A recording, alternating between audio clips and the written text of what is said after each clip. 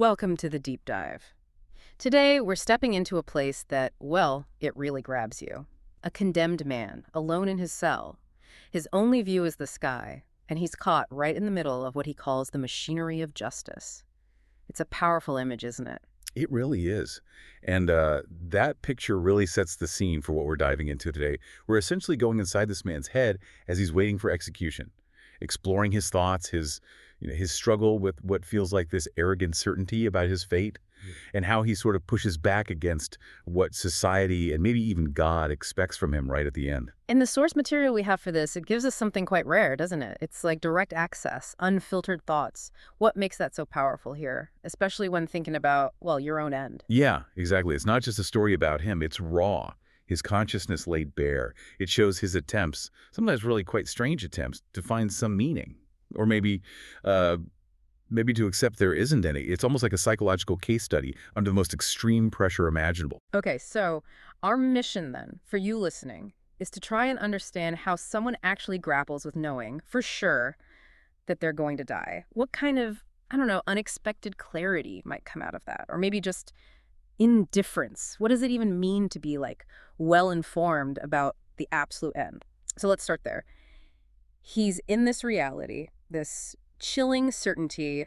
What's his day-to-day like now? He's moved cells. Yes, to a new cell, Yeah. a smaller one. And from his bunk, he can only see the sky. That's it. So he spends his time watching how the dwindling of color turns day into night, just watching the light change, a constant reminder. In this confinement, it just fuels this need to escape, right? This desperate hope. Absolutely. He becomes almost obsessed with finding a way out of the inevitable. He kicks himself for not paying more attention to stories about escapes. He's hoping for just one instance, he says, where the wheel had stopped, where luck or chance just somehow broke the system. He even has these fleeting thoughts, these fantasies of just making a break for it, a leap to freedom. Yeah. Yeah, a wild run for it. Even knowing it would probably mean being cut down on some street corner by a random bullet. That sounds brutal, but somehow even that seems better to him than the scheduled certainty. Right. But he knows that kind of luxury, as he calls it, that sudden violent end, it's unlikely. And this brings us to one of the core things he struggles with, this arrogant certainty of the verdict. What does he mean by arrogant? Well, it's the certainty imposed by others. He feels it dismisses him. Like it's almost mocking his situation because it's all predetermined. He picks apart these tiny details, like why was the verdict read at 8 p.m., not 5? He thinks it could have been an entirely different one. And it was decided by men who changed their underwear. Just normal guys. Just ordinary people making this ultimate decision. Exactly. In the name of some vague notion like the French people or whoever. He just sees the absurdity in it all. And this feeling, this confrontation with absurdity, it triggers a memory, doesn't it, about his father? It does. A really significant one. His mother used to tell him his father went to see an execution once. And apparently, he spent half the morning throwing up afterwards. And the protagonist used to feel, what, disgusted by that? Yeah, a bit disgusted initially. But now, facing his own death sentence, he completely understands it. So what's the shift there? What does he understand now? He realizes profoundly that nothing was more important than an execution. It's the ultimate event. It sort of strips everything else away. It's not just a legal thing anymore. It's the most fundamental reality. Wow. And that realization leads him somewhere quite strange, actually. This thought experiment about reforming the penal code. Right. It's peculiar. He imagines inventing some chemical cocktail, one that would kill, say, 9 times out of 10. Giving the condemned man the patient, as he calls him. Yeah, his word patient. Giving him a tiny chance, like 1 in 1,000. He contrasts that with the guillotine, which offers no chance at all. Absolutely none. Why is that minuscule, almost pointless chance so important to him? Because the guillotine forces what he sees as a kind of moral collaboration. Think about it. Your only hope is that the machine works perfectly, smoothly, quickly. So you're sort of passively hoping for your own efficient death. You're collaborating. I see. You have to hope it goes well. Exactly. That tiny random chance, even 1 in 1,000, it breaks that collaboration. It gives back some, well, not agency, but it removes that complicity. And speaking of the guillotine, he had this mistaken idea about it for a long time, from movies or history, maybe? Yeah, he imagined climbing stairs, like in the French Revolution pictures, a big scaffold, dramatic. But then he remembered seeing a photograph. And the reality was quite different. What was the reality? Much more mundane. Yeah. and somehow more chilling because of it. The photo showed the machine was just set up right on the ground. It was much narrower than he thought, perfect and gleaming, clinical, No drama. no drama at all. He said it offered nothing to hold on to for the imagination. And he realized you approach it just the way you walk up to another person. Just walk up to it. Yeah. He describes it as being killed discreetly, with a little shame and with great precision. It strips away any heroism, any narrative, just cold efficiency. That precision, that certainty, it starts to really affect how he manages his time, his own mind, right? This internal clock he developed. Definitely. He comes to dread surprises, so he makes a conscious choice. Sleep a bit during the day, but stay awake all night, waiting for the first light to show on the pane of sky, listening. Listening for. Footsteps, presumably.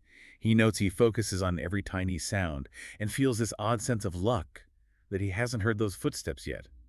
His whole world shrinks down to this waiting.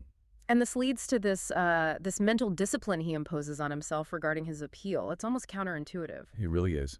He forces himself methodically to assume the worst outcome. My appeal was denied. He drills this into his head. Why? Why crush that hope deliberately? To protect himself, essentially, to stop the terrifying leap his heart takes whenever he even thinks about maybe getting 20 more years of life. So it's a defense mechanism. Absolutely. Yeah. He tries to rationalize it away. He tells himself, well, everybody knows life isn't worth living anyway, and we're all going to die. So yeah, it doesn't much matter whether you die at 30 or at 70, Yeah. or when, or how. Trying to find calm in that grim logic. It's a bleak kind of calm. Extremely bleak. And only after he's sort of hammered that negative certainty into himself does he allow the briefest thought of the alternative. The alternative hypothesis. Yes. And even allowing that thought takes immense effort. He has to consciously fight to calm the hot blood, the delirious joy that surges up. Just to get what? An hour of quiet. Just an hour of calm. It shows the incredible mental toll, the sheer effort involved in just existing under that sentence. And into this intense internal world steps an external figure. The chaplain. He'd refused to see him before, right? Repeatedly. Yes, several times. But then the chaplain shows up anyway for what he calls a friendly visit. This feels like a turning point, the classic confrontation. Why is it so significant here? Because it's the ultimate clash. The prisoner's whole worldview against the traditional spiritual comfort offered at the end. His first line of defense is just bluntness. I didn't believe in God. He says questions like that just seem unimportant now. Unimportant when facing death, that's striking. It is. The chaplain tries gently, suggests maybe it's just extreme despair talking, offers that God can help. But the prisoner's not having it. Not at all. He says he didn't want anybody's help. And then that line, he simply didn't have the time to interest myself in what didn't interest me. Like his time is this finite currency and he's not spending it on God. Exactly. It's purely transactional for him now. So the chaplain tries another angle, doesn't he? Trying to find some common ground. He does. He says something like, well, you were all condemned to die, trying to universalize the experience. And how does that go down? Badly. The prisoner just snaps back it wasn't the same thing. And even if it were, it wouldn't be a consolation anyway. Why isn't it the same thing for him? Because of the certainty, the absolute, scheduled, unescapable nature of his death. It's not some abstract future possibility. It's immediate. It's concrete. It's happening now. That makes sense. It's a different quality of experience entirely. Totally. So the chaplain pushes harder, asks him directly, have you no hope at all? And do you really live with the thought that when you die, and nothing remains? In the answer. Just one word. Yes. Unequivocal. Wow. So where does the chaplain go from there? He talks about sin. He does. He brings up sin and divine justice. He's trying to fit the prisoner situation into that familiar religious framework. But the prisoner resists that framework too. Completely. Yeah. He says he didn't even know what a sin was. All he knows is that he was found guilty, and he's paying for it. It's purely factual for him, not moral or spiritual. It's just cause and effect almost, the legal reality. Right. The chaplain gets almost desperate then. He pleads with him to look at the prison stones, the suffering, and see a divine face emerging from it all. And does he see anything? He says he did search the stones for a face, but the face he saw wasn't divine. He says it was as bright as the sun in the flame of desire. It was Marie's face. Marie, his lover. Yes. But now, he says, it was all over.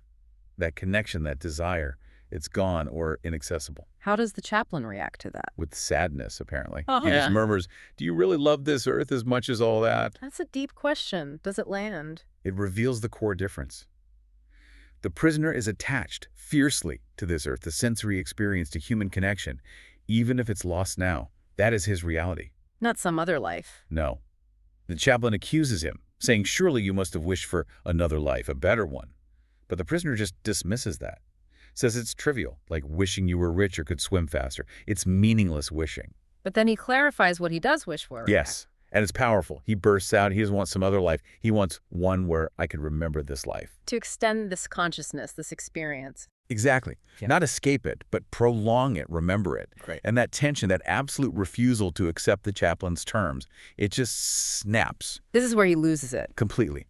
He starts yelling, insulting the chaplain, even grabs his cassock, just lets loose with these cries of anger and cries of joy, a total outpouring. Anger and joy, that's a strange mix. It is, because in that moment, he finds his own absolute certainty. It erupts. What is that certainty? He basically tells the chaplain that all his beliefs, his faith, his certainties, they're not worth one hair of a woman's head. He accuses the chaplain of living like a dead man, while he, the prisoner, is utterly sure. Sure of what? Sure about me, about everything, surer than he could ever be, sure of my life, and sure of the death I had waiting for me. It's this radical, embodied certainty, grounded in his own immediate experience, rejecting any abstract comfort. And out of that outburst comes this other realization. Nothing mattered. Yes. It's like the anger clears the air for this chilling clarity. Nothing mattered. He describes this dark wind rising up from his future, a wind that had blown through his whole life, leveling everything. What does that mean, leveling everything? It makes all distinctions meaningless, all human striving, all values, all judgments. They're just flattened by the inevitability of death. He says everyone is actually privileged in a way, but the others would all be condemned one day, just like him, including the chaplain. So death is the great equalizer. The ultimate equalizer. It makes Salamile's dog worth just as much as his wife. It makes Marie the same as some hypothetical numer salt. All relative values just collapse for him. It's an incredibly bleak, almost nihilistic view. It is, but for him it seems to become a source of strength, of a strange kind of freedom. And the image of the chaplain leaving, tearful. Yeah. It's like the prisoner has won this confrontation on his own terms. Definitely. And as soon as the chaplain is gone, there's this immediate shift. The anger drains away. He's just exhausted. He falls asleep. And it wakes up. Wakes up later, under the stars. The sounds of the countryside start drifting in, smells of night, earth, salt air, and it brings him this wondrous peace, real calm. But then the modern world intrudes again. Sirens. Yeah, siren sound in the distance. He hears them announcing departures for a world that now and forever meant nothing to me. That detachment is total now. And it's in this state, this peaceful detachment, that he suddenly understands his mother. Yes, a sudden flash of empathy. He gets why, near the end of her life, she had taken a fiancé where she'd played at beginning again. He sees it as her way of feeling free, ready to live it all again, right at the threshold of death. And he feels that way too, ready to live it all again. And this leads him to the final big revelation. It does. He feels like that blind rage of the chaplain had washed me clean, rid me of hope. And he says, for the first time in that night alive with signs and stars, I opened myself to the gentle indifference of the world. The gentle indifference. What does that mean to him? Why is it gentle? Why is it liberating? It's gentle because it's not hostile. The world just is.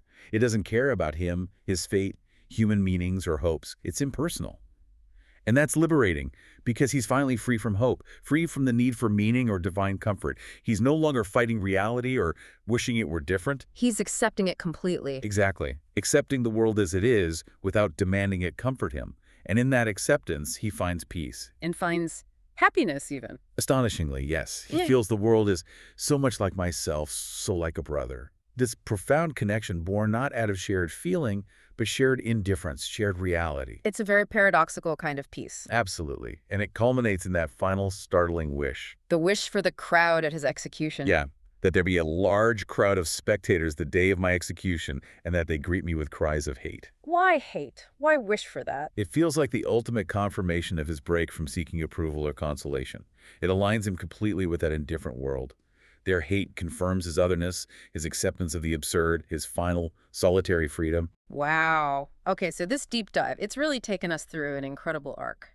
From that initial despair and desperate hope Yeah, through that intense confrontation with certainty, the rejection of traditional to comfort, finally landing in this place of radical indifference, this strange peace. it absolutely forces you to rethink, conventional ideas about life, death, hope, what meaning even is, what's left when everything else gets stripped away. Right. What really matters in the face of that absolute end. So the thought we want to leave you with is this. What does it really mean to be free?